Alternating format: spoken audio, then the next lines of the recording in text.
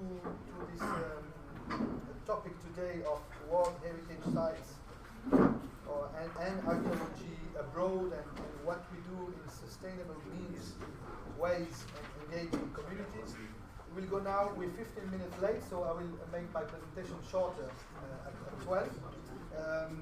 We'll go back on a case study most of us know already and see some results. Case study Tell Balata West Bank, survey results of impact assessment by Monique van den Dries, Krijn Arnold van Rijn, right?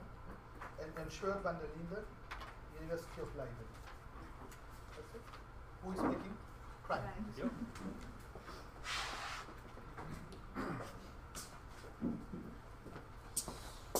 Okay, so welcome back.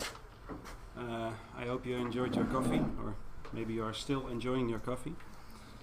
This time I'm going to tell you about the fieldwork campaign we had in Palestine in the summer of this year. I will first explain to you the relevance of this campaign for the NEARCH program and then dive into some of the first results from the data. Just to be clear, this is a combined presentation because I'm going to present some of the data of the fieldwork we were doing in the summer, and then our Palestinian colleagues from the Ministry of Antiquities and Archaeology, who are sitting over there, will give their insights on this data as well.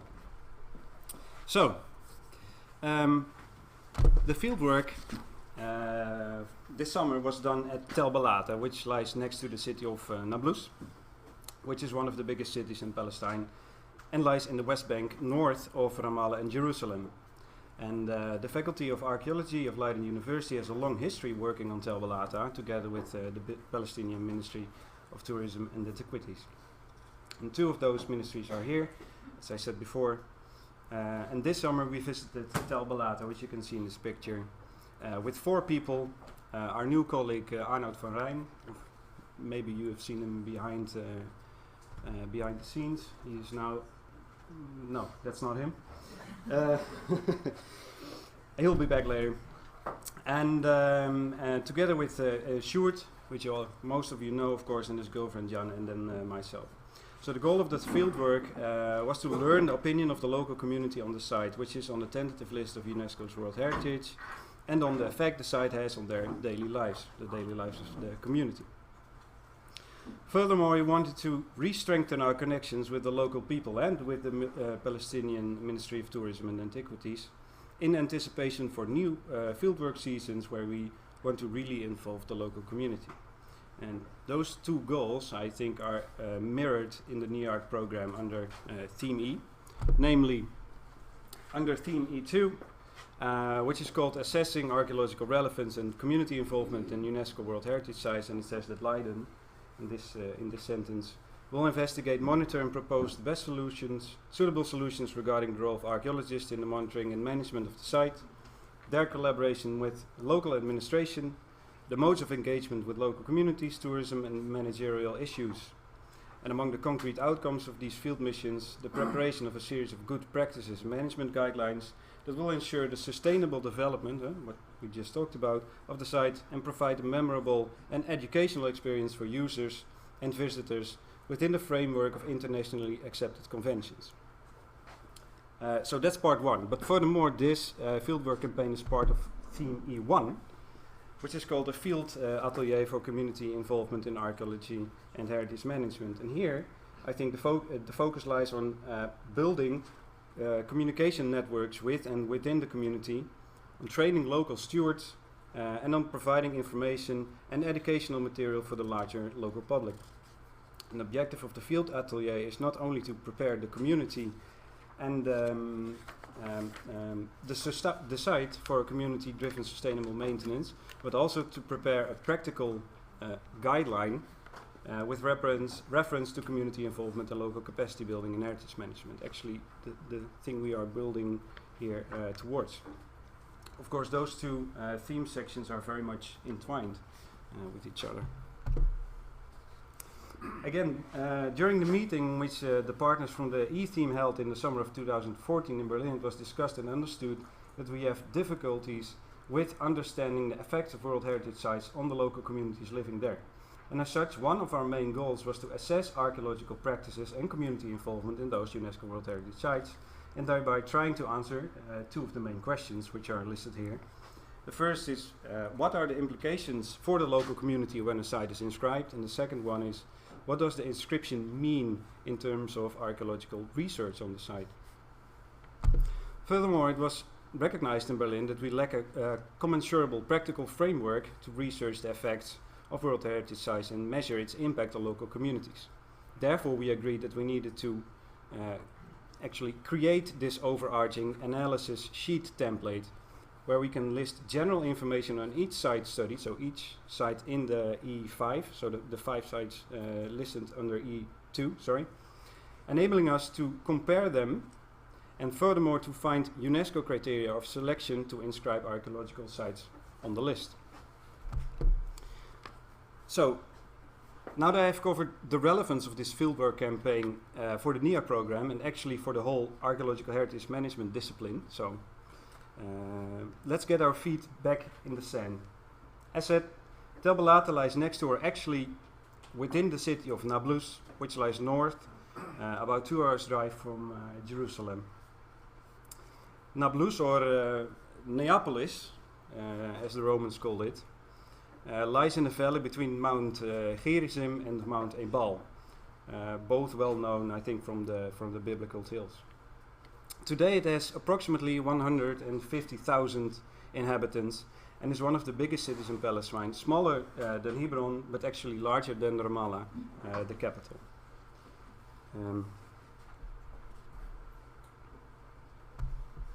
This photo is actually taken from my hotel room, so it was a nice experience waking up there. And Tell Balata is, its name is derived from the many layers of civilizations and archaeological strata found there, of course. I think you all know the term of Tell. It lies in the southern eastern part of Nablus, in the old town of Balata, or Balata village, which you can see in this photo. The site has a rich archaeological history with finds ranging from the early Bronze Age until the end of the Ottoman Empire. And our goal on this campaign was to go into the neighborhood of Tell Balata and interview those people living there.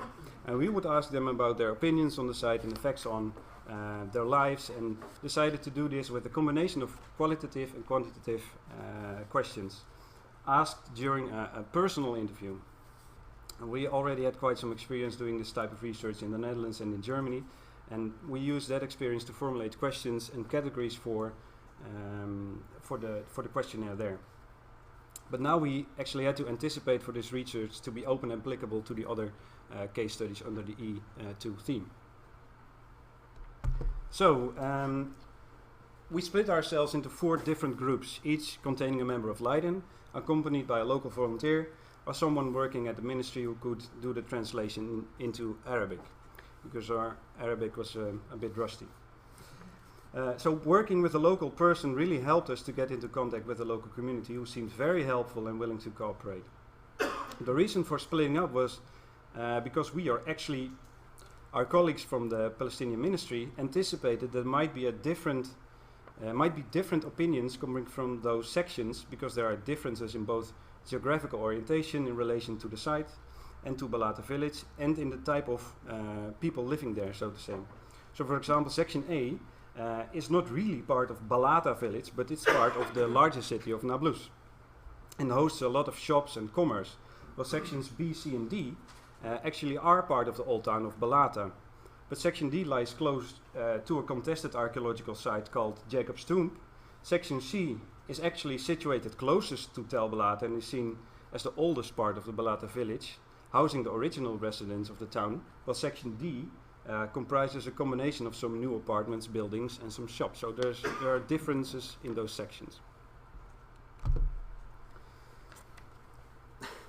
This picture represents how we did the interview. So really taking time and speaking to people one-on-one, of course with the help from the local translator, trying to actually learn their opinion on the site and asking questions, but also questions after the answers, if you know what I mean.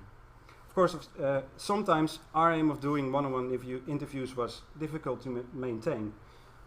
especially when you are invited to join a lunch because of a birthday celebration of one of the girls of the family members you were interviewing before.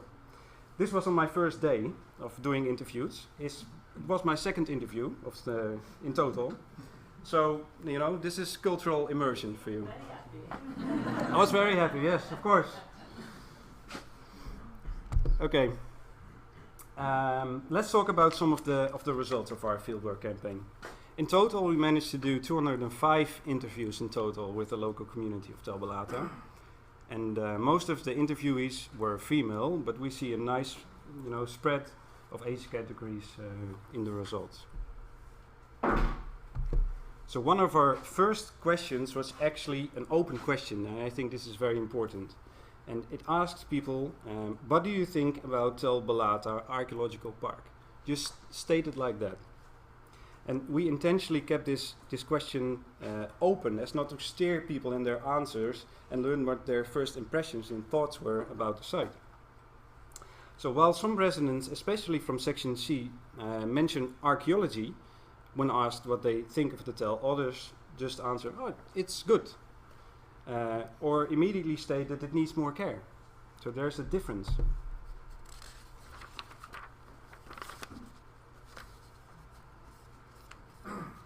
We also wanted to know why the local residents visit the site. And this information is relevant for future plans on the management of the site, obviously. And again, there are quite some differences between the sections, although most of them visit the site to enjoy themselves or to be outside, if you take the numbers in total. There's also a considerable group who uses the site as a pathway between the northern part and the southern part of the town of Nablus. Something which the Palestinian ministry is aware of, but never really knew the exact level of use. A very important question was if people feel connected to the site, and if so, in what way they feel connected. And the graph here pictured in this slide shows the latter aspect, I think. It has 5 different categories which are distilled from the answers people gave, because we gave them once again the option to freely give their answer. So this is our translation of their answers. And we see here that for every section, a large chunk of the interviewees indicated that they feel connected because it is their heritage, or forms part of the old town of Balata. But others feel connected because they played there when they were children. And some of them, even the older people, even helped in the digs many decades ago, or just because they are proud of the place. However, also many feel connected because it reminds them of being Palestinian and the difficulties this nationality and heritage brings with that fact. This is, of course, something very, peculiar about the site, and cannot therefore be one-on-one compared with the other case studies under Theme E. 127 of the 205 interviewees indicated that they wanted to contribute to the park in one way or the other, so they are very, very much involved. Well, actually, that one way or the other is shown in more detail in this graph, I think, because as you can see, there are large differences between the sections, again, but together, almost 40% wanted to help as a tour guide, possibly because they are proud of it, which was showed in the graph before, and want to be in contact with tourists. But this is something we need to study more in detail. Interesting is also that to see that a very large group from Section C wants to help in the organization of events. We're not quite sure, however, why this is the case for this section and not for the other sections. This can be a translation from the local translator.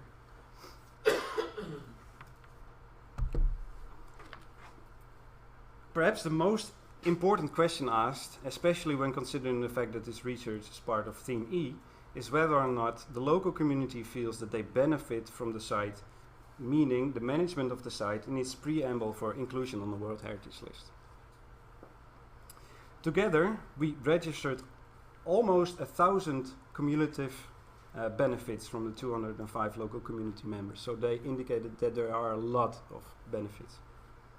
Varying in a large degree between the involvement in management making decisions and the opportunity the site gives them for leisure and enjoyment. And actually more than 3/4 of the interviewees feel that these benefits have increased since the park's development in order to be put on the World Heritage List.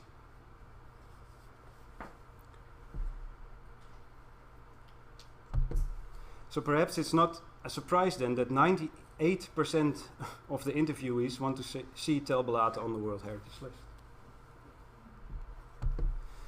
When we asked them why they want to have Tell Balata on the World Heritage List, many respond with that it generates more tourism, or that it will increase visitors. And this actually comes back to the presentation which Paul Burtenshaw just gave us. Without actually explaining why this is a good thing for them. It's just, you know, it generates tourism. So, yeah. Why are you asking, almost? These answers are categorized under the first category. So others mention the fact that the site will be better maintained, improved, and even mention, you know, the scientific quality of the site will be improved, which is categorized here in black. So the objective reasons, like the preservation and the development of the site. Many of the interviewees see the inscription of Tell Balata on the World Heritage List as an opportunity to learn the world, as they say it, about the situation in Palestine, and that it is part of their heritage, and the inscription will be better for their country. All right, some conclusions. We can agree, I think, that this type of research, through the use of questionnaires and personal interviews, helps us in getting a better understanding of the local community's opinion on World Heritage sites, or on its inscription process through site management. But not only that, it also helps us to connect to the local community, see their faces, you know, talk to them and learn who they are. And I think this is especially important for the local people working on these sites as guides or as site managers. Of course, I only had time to show you some of the outcomes of this research, which we did in the summer, in September. And we asked many more questions and have much more data available. But talking about availability, as I explained in the beginning of my presentation, this research and data forms, I think, I hope, part of a comparative study on the impact of World Heritage status, and as such could and actually should be used to create a commensurable and practical framework in this matter. And this is, I think, the next step we have to take. Okay, so I would like to thank you all for your attention, and I would like to thank, again, as I did many times before, but with no less enthusiasm and sincerity, our Palestinian colleagues from the Ministry of Tourism and Antiquities for their cooperation, time and friendship. Thank you.